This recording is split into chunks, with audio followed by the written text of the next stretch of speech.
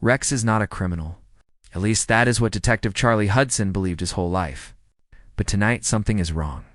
Evidence has appeared linking Rex to a crime, and someone wants him locked away for good. This is the case that will test loyalty, truth, and the bond between a man and his dog. The night was cold and silent over St. John's as flashing police lights cut through the darkness.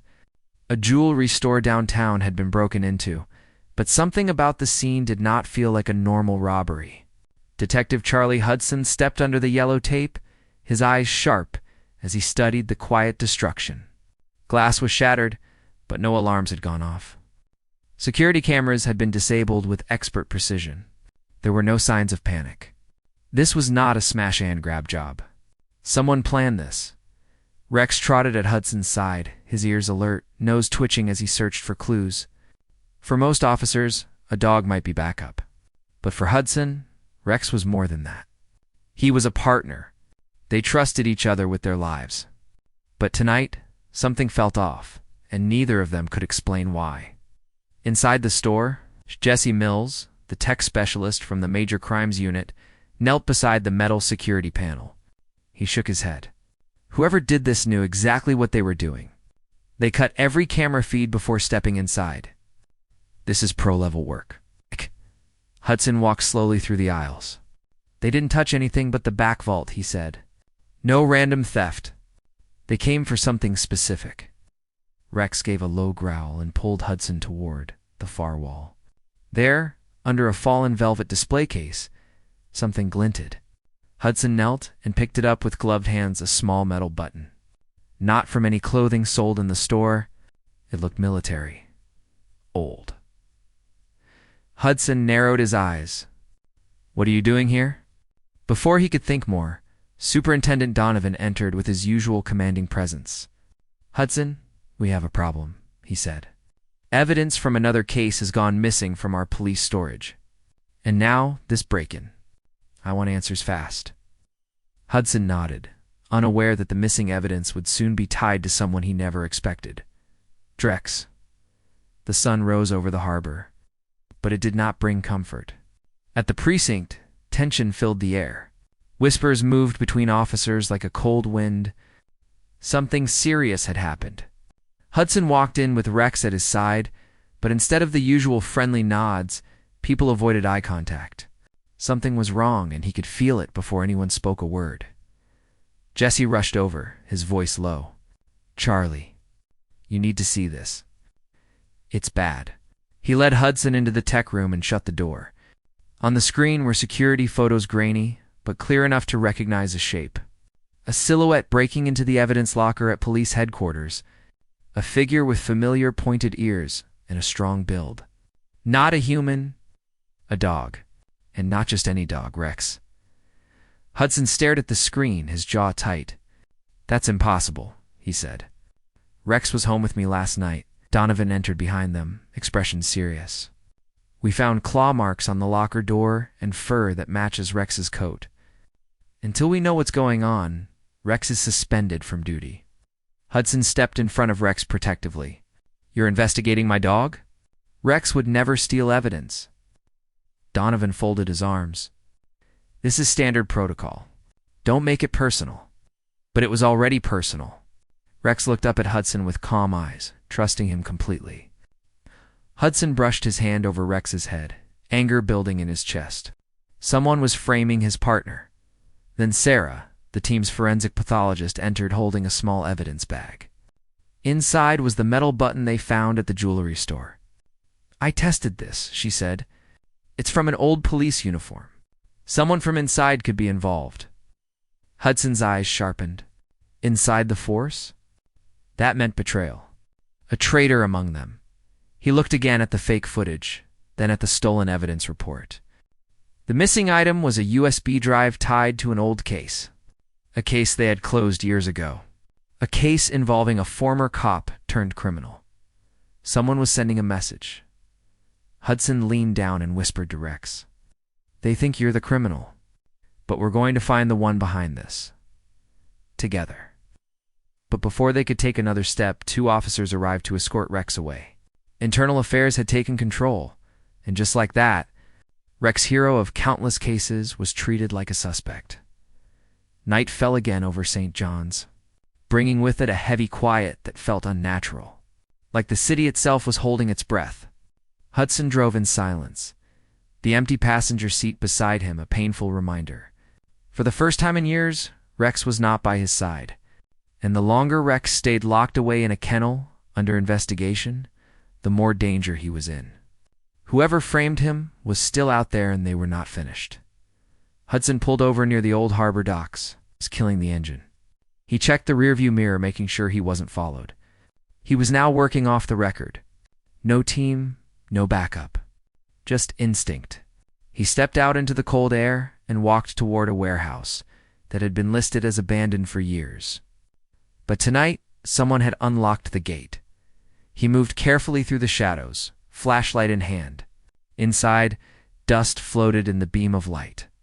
Broken crates, rusted metal, old fishing nets. But then he spotted something strange: fresh tire tracks across the dusty floor. Someone had been here recently. Hudson followed the tracks to a hidden room at the back of the warehouse.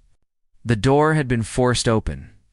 Inside was a small workstation, a computer, disguise materials, a police uniform badge pinned to a corkboard with a knife, and then taped to the wall. Hudson saw something that made him stop cold. A photo of Rex. Someone had been watching him, studying him, targeting him. Hudson stepped closer and saw another photo, this time of himself. And then Jesse, Sarah, Donovan. The entire team was pinned to the board in a neat grid, like pieces in a game. A chilling message was written across the center in red ink: payback. Hudson Clenched his jaw. This was not while Hudson hunted for answers in the shadows. Rex lay alone in a cold metal kennel inside the Internal Affairs holding facility. The room smelled of fear, oil, and machines. Strange officers walked by from time to time, staring at him like he was dangerous. Rex did not understand why he was being treated like a suspect. But one thing was clear: someone wanted him out of the way. Rex paced inside the cage, his ears low, but his mind sharp. He could sense something wrong long before the others realized it. Dogs feel things humans cannot, and Rex had not stopped working the case, even from behind locked bars. He sniffed the air again.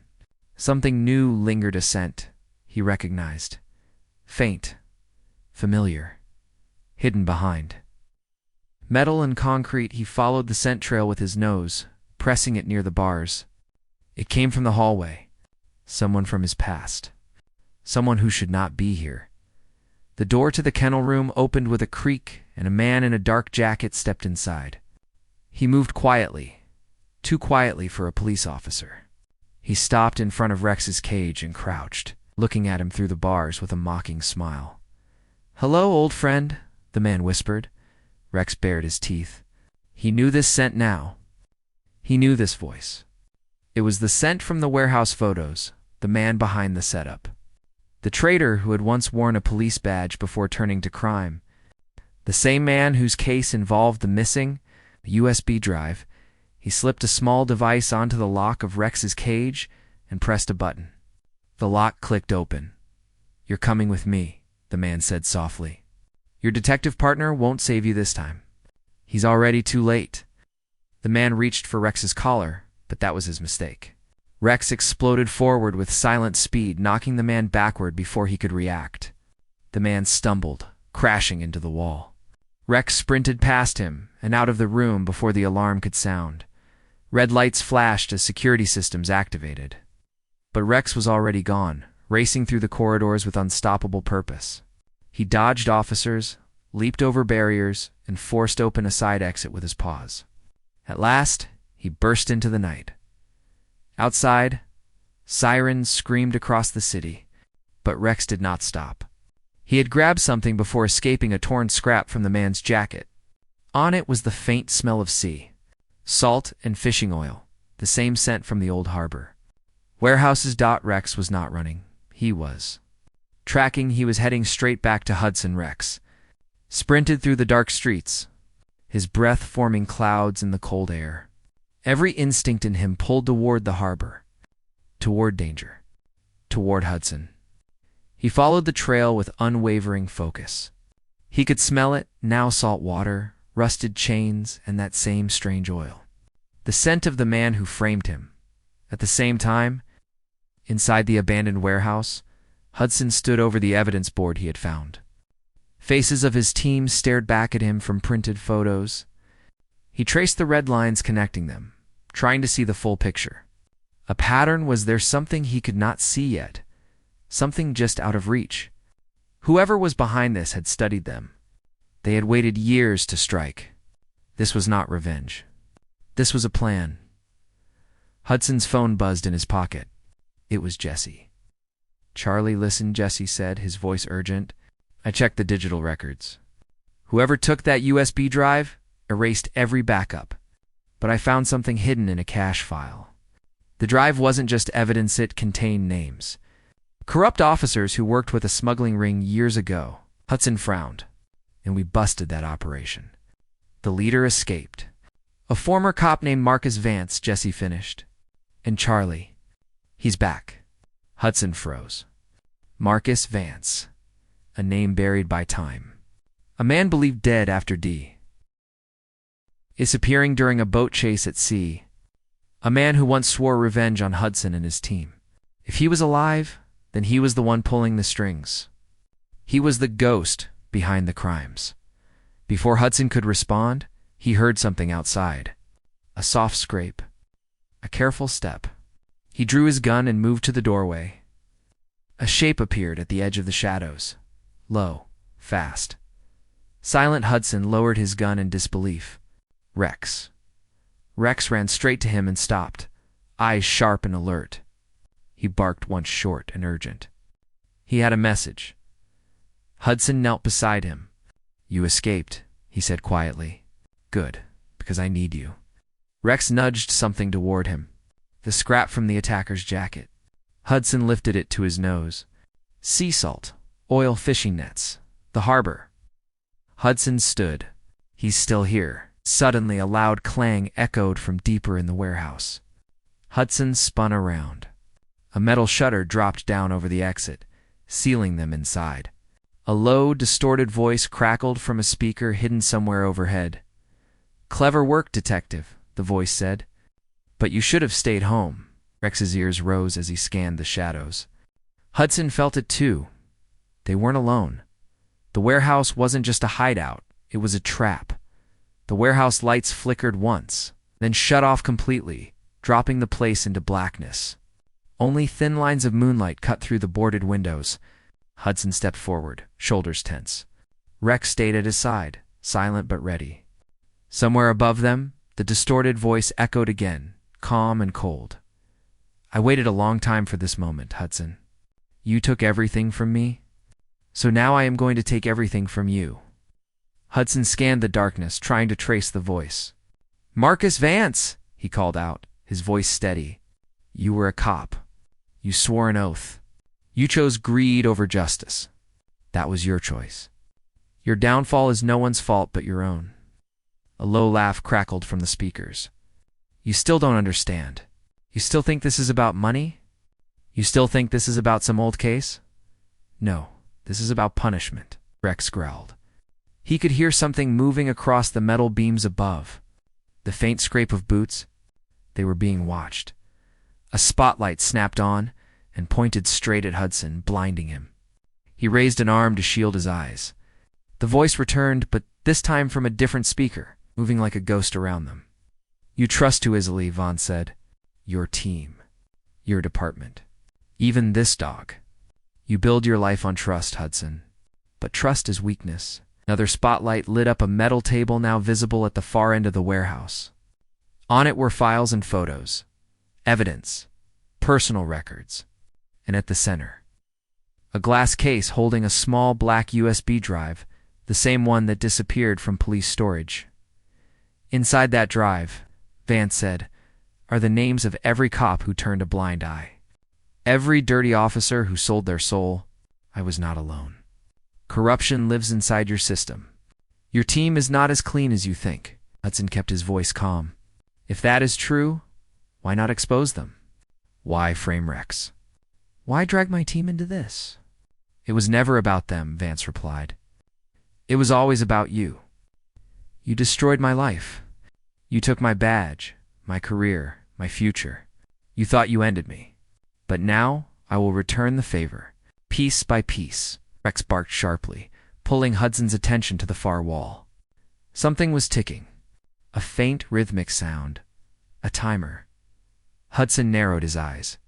You said explosives. Yes, Vance said.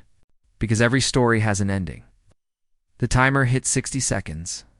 Rex stepped forward, muscles tensed, eyes locked on the device. Hudson took a breath. The trap was set.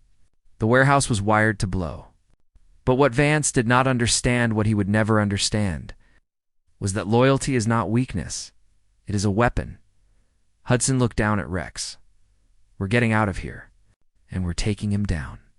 Rex barked once. The countdown continued.